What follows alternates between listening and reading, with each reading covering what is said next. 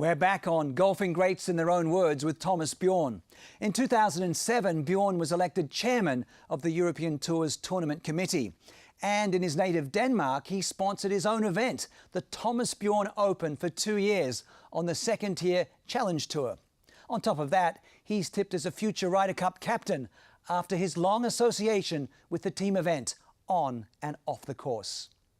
In 2007, you were elected the chairman of the European Tour's Tournament Committee. Why did that position appeal to you?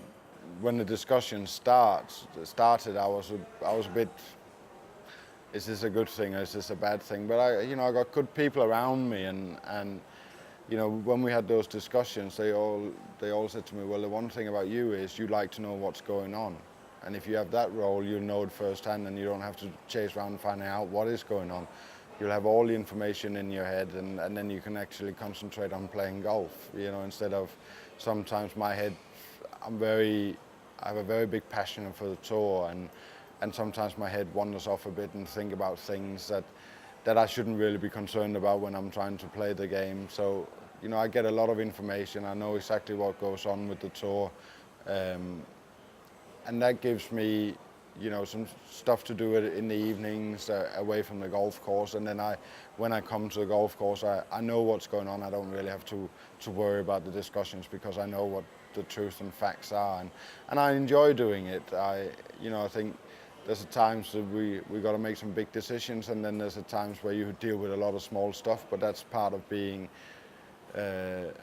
a part of this big group of people, where there's a lot of opinions and a lot of thoughts. So, you deal with those things, and some of the things you deal with in your stride, and sometimes you've got to put your foot down and say, now we're going in the wrong direction. We need to make changes to grow what we have. And, I feel like in most circumstances I do a pretty decent job of it, and I enjoy it. And I think this tour is finding itself in a very, very tough position at the moment. We sit right in between America and Asia, and the PGA Tour is growing from strength to strength, even through a recession. They managed to maintain a fantastic schedule, and they got a lot of good players and a lot of success around the tour.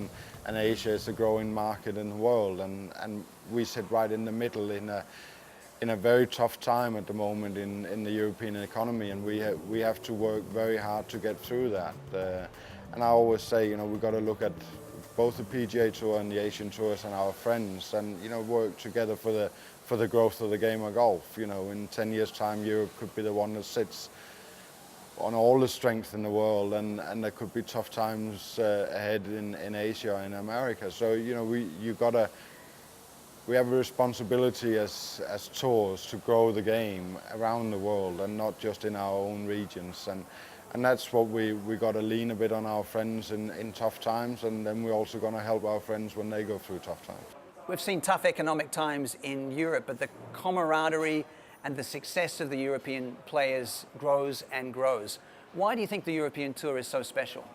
We have some unbelievable talent, that's where it all starts, and they really push each other on to do great things. And I think at the moment, the top strength of world golf sits very much in Europe, and when they get on the golf course, they're all good friends, they all get on well together, but I always said there's nothing greater in golf than to beat your best friends, and I think that pushes them on, and the talent they have is just immense. It's you get out in any tournament we play where you got all those top guys playing, you know that if you don't bring A+, you're not going to get anywhere, and that's the way it is.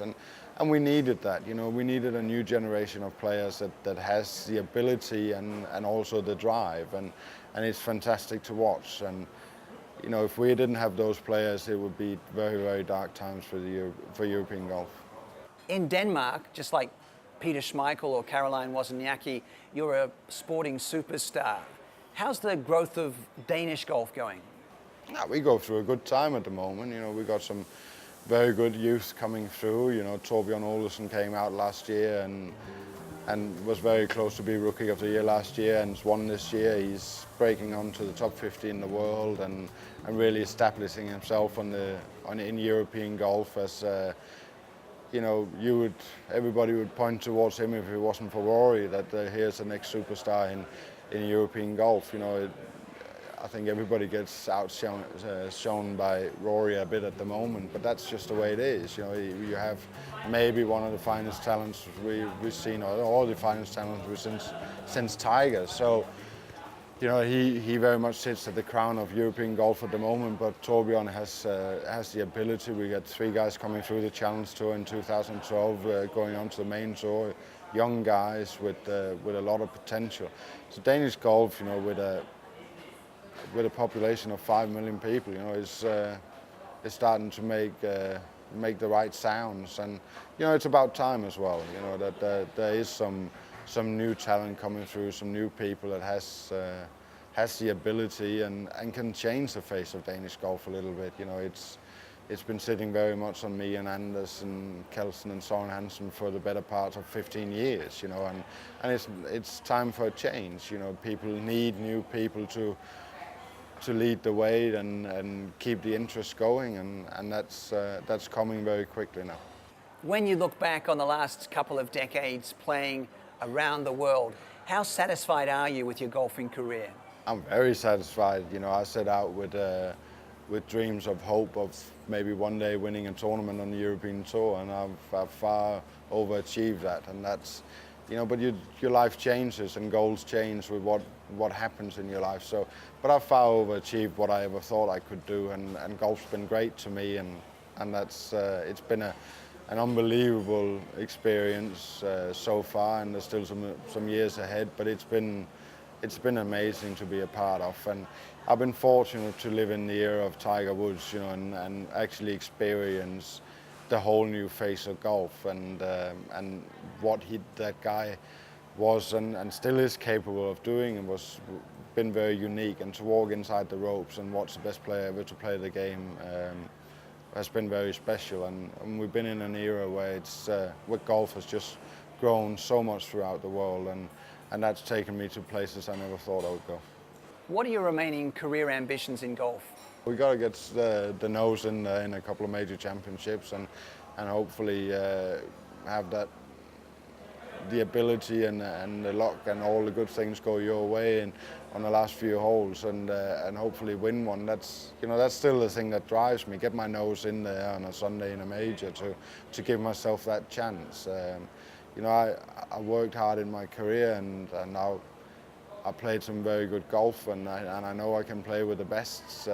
So I still have that drive to get myself right in that position where, you know, big things can still happen. Well, Thomas Bjorn, it's been an absolute pleasure. Many thanks for being our special guest on Golfing Greats in Their Own Words. Thank you. Bjorn may be remembered for his near misses at majors, but in every other way, he's a winner with 19 professional victories, including 2 in Japan. And after his world ranking dropped into the 200s, he fought his way back into the top 25.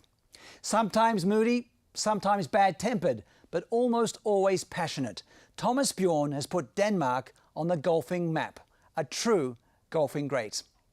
Hope you've enjoyed our show. We'll see you again very soon for another profile, but for now, it's goodbye from me, Jason Dasey.